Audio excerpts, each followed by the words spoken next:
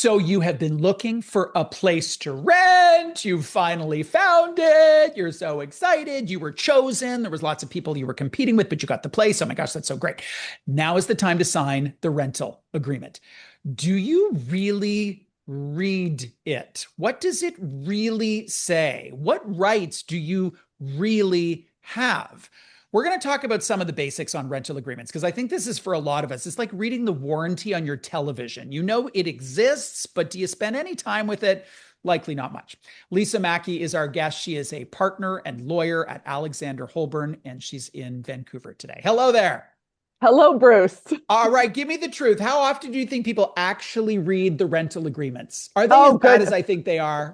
I think they're pretty bad. I think people get lazy when it comes to looking at a contract. I think people get sleepy and assume everything must be okay because they were asked to sign it. So it's this piece of paper. It is informed by the three levels of government. There can be stuff that's relevant in the municipality, stuff that's relevant provincially, stuff that's relevant federally. Let's start with provincial, just because that seems to be where a lot of the overlay is. What are some of the key things in that agreement that are required to be consistent with provincial law whatever province or territory you live in? Yes. So provincial laws actually govern most living accommodations and rental arrangements throughout the provinces, and it's unique to each province. But they will govern what a contract for a rental agreement needs to have. So what are what we call standard terms that every contract needs to have? How much is the rent?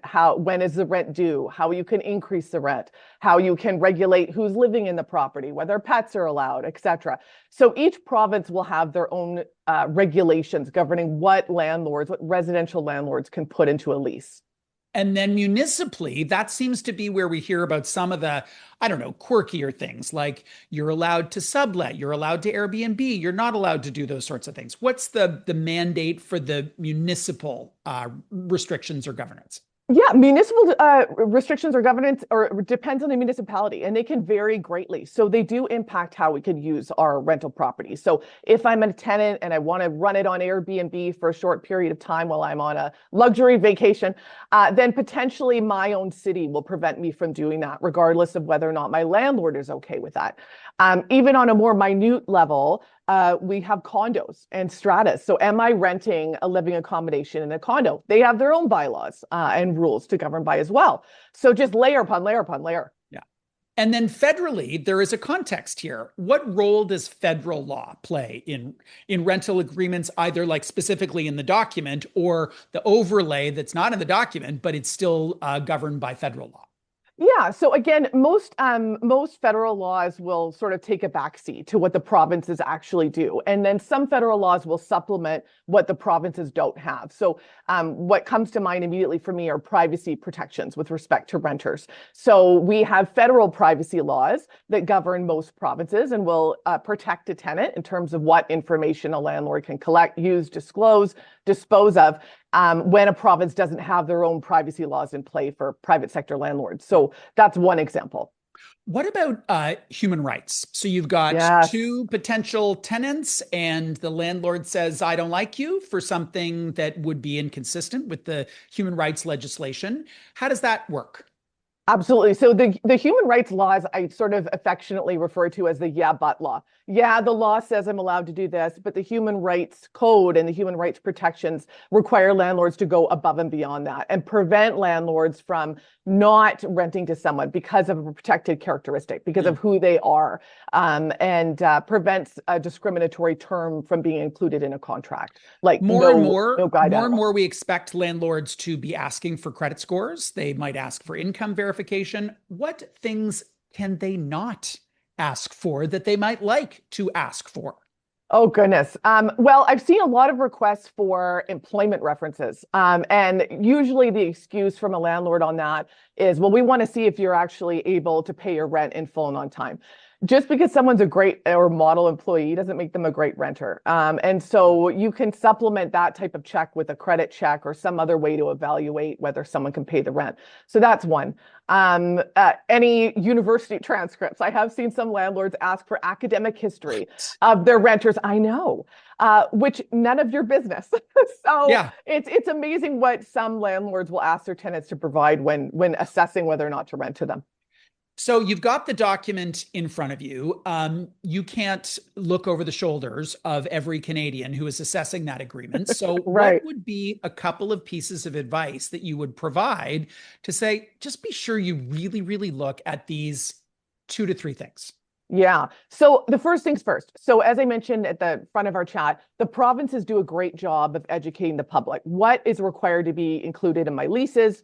And then anything beyond that is something your landlord can add, as long as it doesn't conflict with the laws or is unconscionable or steps on our rights. So the first thing I do is I compare. What does my province say has to be included in my lease? And what is different? What competes with what the province has looked at. So if there's any additional terms that your landlord has feathered in there, then those are the ones that I will scrutinize more.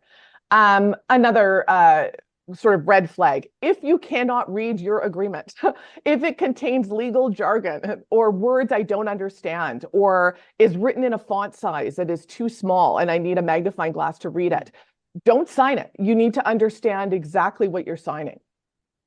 What is the role? Sorry, go ahead. Go ahead. Oh yeah, no, and I think the third one is this is going to be one of the most important contracts you sign in your life. It governs your home. It governs how you live, where you live, and how you might lose your right to live at your property. So really, really important that this isn't something that you just autograph without thinking. You really have to read it. What is the role of artificial intelligence? What's your experience been uploading a rental agreement to AI and saying, "Hey AI, what am I missing here? Like, is this good or not?" Yeah, well, I can say that some of our clients who are drafting their own rental agreements might ship me over something that's been drafted by AI, and I can say it gets creative. Yeah. And so it might sound official, but it might not be legal. It might not be entirely legal. So it's a tool, but like any tool, I'm not into repairs, Bruce, so I don't pick up a hammer and willy-nilly start Yeah. banging things around. Yeah. You have to make sure you understand how to use the hammer. Speaking of repairs, what are Yeah. the requirements of landlords to provide a livable space? So I think one of the complaints that renters would have is, listen, like I could not get my landlord to fix the dishwasher or the leak or whatever. What are some things that people should know about their own rights once they're in the home? Right. Well, your landlord always has to maintain a healthy and safe environment and one that meets building standards or housing standards. So if things are not working, if my lights aren't working, if my heating's gone awry, if the luxury whirlpool that I pay for isn't working and on the fritz, all of these things are things that our landlords have to supply us, have to repair. If I'm paying for it, I want this to work. There is the piece of paper, and then Yes. there is the relationship. So you can have like a meh piece of paper and an awesome relationship. You can have an Mhm. awesome piece of paper and a not great relationship. What are some things you would say about the relationship between renter and landlord that can have that be an effective and productive business relationship? Sure. Be communicative. And Bruce, you're speaking to a lawyer, so I like everything in writing, Yeah. frankly. So have a written record of what you agree to throughout your lease. But then if something isn't working, if we're not emailing back and forth in a pleasant way, or some things are going out off the rails there, you know what? Pick up the phone. Change the method of communication. Because sometimes people can be a bit of a keyboard warrior, and you as a renter might ask for things to get fixed, but it might come across a little bit aggressive, where our landlord ignores us or doesn't want to deal with us. Picking up the phone might go a long way as well, but keeping the communication channels open and courteous and polite and responsive are always good tips. There is a huge debate about whether to rent or own in this country, and it lives at the level of finances. Sometimes it makes more financial sense one way or the other. It also Yeah. lives at the level of feelings, like people's feeling of security. What are some things that connect to the rental agreement that would give the renter more of a feeling of security, that they'll be able to live there for as long as hopefully they would like to, that the rent increases won't be egregious? What are some things in that regard? Yeah. So the first thing that I look at in a lease is how long am I allowed to live here for? Mhm. And again, every province will have rules regarding how a landlord can end my lease. Sometimes the landlord will want to repossess the property for their own use at the end of the lease. Sometimes they'll want to redevelop the property. If there's any signal in advance on day one that I'm moving in, that my timeline for living in my home, and it is my home, might be in jeopardy or might be a question mark, then that's something that I want to make sure that I get comfort on straight away. So, Mhm. you're more comfortable in a home that you live in that can be a home for as long as you want to live in, not how long my Mhm. landlord wants me to be there.